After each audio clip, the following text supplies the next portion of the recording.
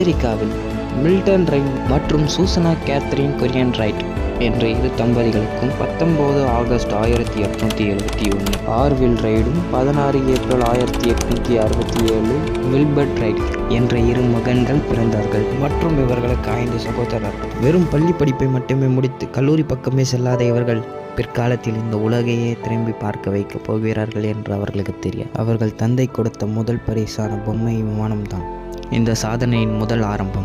பறவைகள் போல் தாமும் வானில் பறக்க வேண்டும் என்ற எண்ணம் அவர்களின் மனதில் தோன்றியது.